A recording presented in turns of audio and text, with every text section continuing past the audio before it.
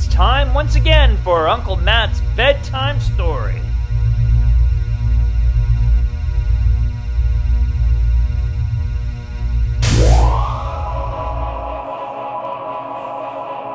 Hello everybody, it's Uncle Matt and I'm here to read you another bedtime story. Today is Tuesday, April 11th, 2023. Back in 1970 of the same day, the Apollo 13 spacecraft launched. What's the Apollo 13 spacecraft? Well, that is a ship that launched from USA. It's also the title of a movie that came out, just looking at my notes here, June 30th, 1995. Yes, starring Tom Hanks, Bill Paxton, Kevin Bacon, directed by Ron Howard. That was a good film. But this story in particular talks about Apollo 13 and something maybe a little more important. It's a character, not just a character, a real person that was involved in the real launch. This person is Katherine Johnson, and this story is called Counting on Katherine, How Katherine Johnson Saved Apollo 13. Written by Helaine, Becker, illustrated by Phumiruk. And maybe to take you back to 1970, that's even older than I am. Back then, there was fewer opportunities for women and women of color and race to land jobs, to get jobs, and going to school to pursue education was a challenge. And we'll find out in this story a little bit too, some background about Katherine Johnson, about her struggles. But she did it. So let's get into the story. I don't want to spoil too much more. This story was copyright in 2018. You ready? Here we go. Here's the cover. Here's a whole bunch of math equations that I don't want to tackle right now. It's a lot of work. That's young Katherine right there.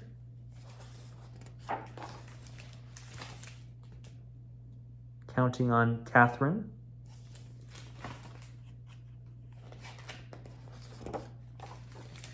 Okay, Katherine loved to count. She counted the steps to the road. She counted the steps up to the church, and she counted the number of dishes and spoons she washed in the bright white sink. So she loved counting. She loved numbers. The only thing she didn't count were the stars in the sky. Only a fool, she thought, would try that. Even so, the stars sparked her imagination. What was out there? Katherine yearned to know as much as she could about numbers, about the universe, about everything. She really wanted to learn. Katherine's boundless curiosity turned her into a star student. She was so bright, she skipped 3 whole grades. Wow. She catapulted right past her brother, and he wasn't too happy about that. You can see Katherine working on more math equations right there.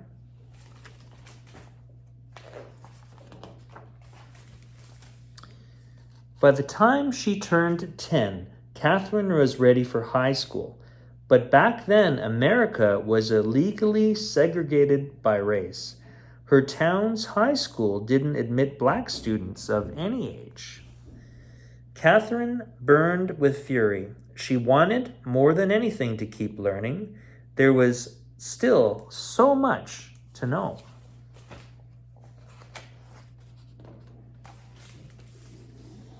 Count on me, Katherine's father told her. By working night and day, he earned enough money to move the family to a town with a black high school. And it looks like the little community is called Institute, West Virginia.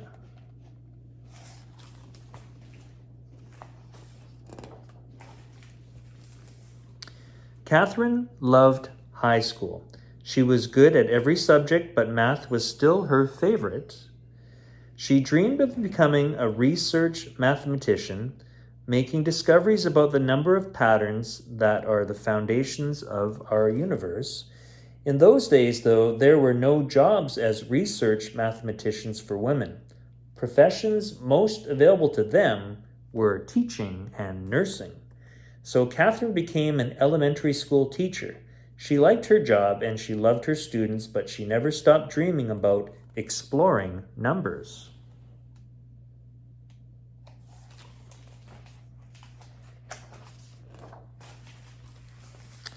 In the 1950s, the U.S. government's National Advisory Committee on Aeronautics, NACA, hired thousands of new employees.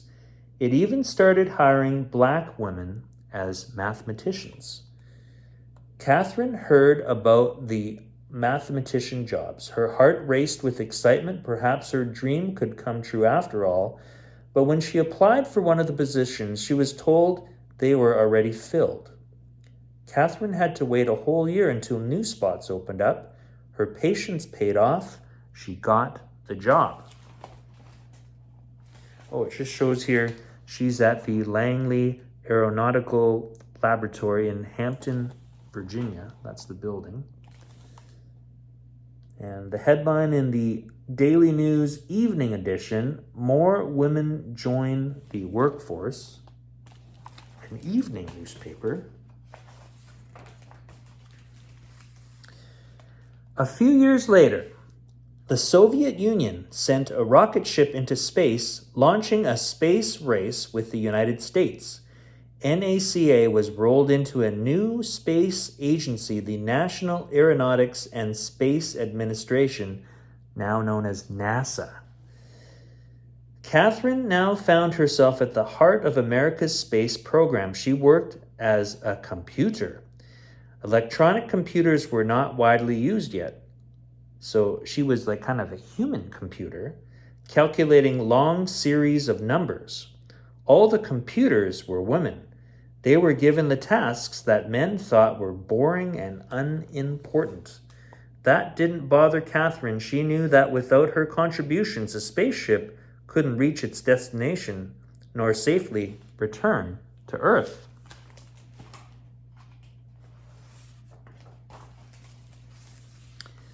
Here's why. Sending a rocket ship into space is like throwing a ball into the air. At first, the force of the throw sends the ball up, up, up. But as its energy runs out, the ball's path curves back toward the ground. Where it lands depends on what angle it was thrown at and how high and fast it flew. Because math is a kind of language, Katherine could ask those questions. How high would the rocket ship go? And how fast would it travel? Using numbers. And numbers would provide the all-important answer. Where would it land? To find out, Katherine plotted the numbers she calculated on a graph. When she joined the points together, they formed a curved line. At one end of that line was Earth at the time the rocket ship launched. At the other was where Earth would be when the ship landed.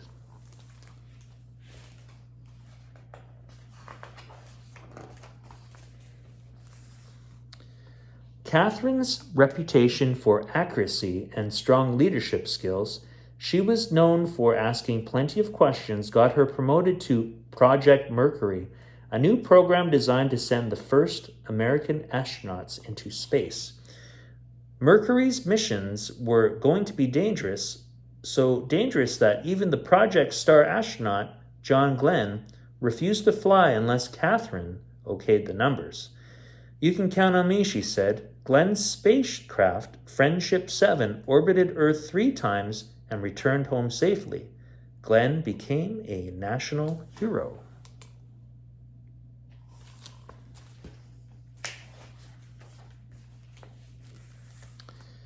Katherine was promoted again. Now she was asked to calculate the flight paths for Project Apollo, the first flights to the moon. Count on me, she said. On July 20th, 1969, the Apollo 11 astronauts walked on the moon. Their feat was celebrated around the world. More triumphs followed. Apollo 12 rocketed to the moon in November 1969.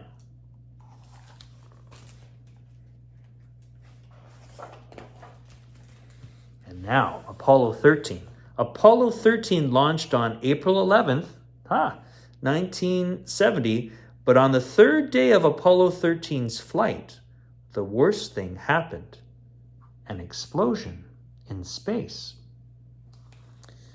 Could the crippled spaceship make it to the moon? And if it didn't, would it be able to get back home to Earth? The 3 astronauts on board were in grave peril. Commander Jim Lovell told Mission Control, "Houston, we had a problem."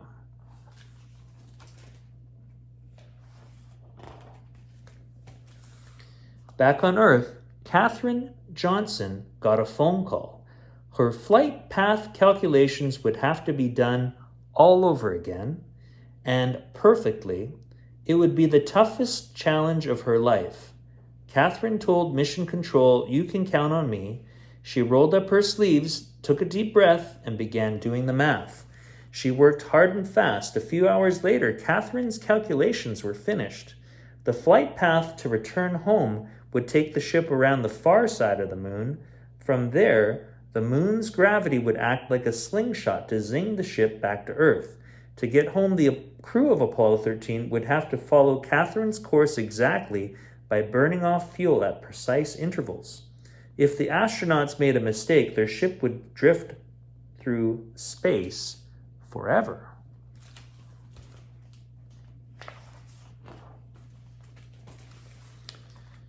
Wow, can you imagine the tension, the stress?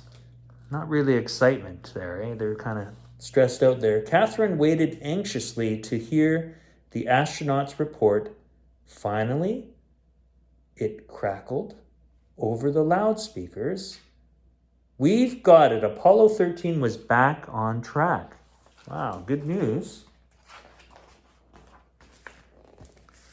Katherine Johnson had done it. She brought Apollo 13 home. She was no longer the kid who dreamed of what lay beyond the stars. She was now a star herself.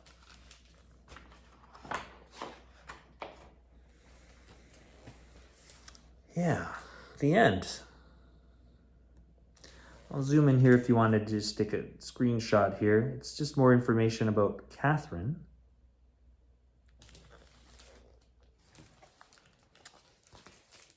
Good for you, Katherine. Well, what do you think?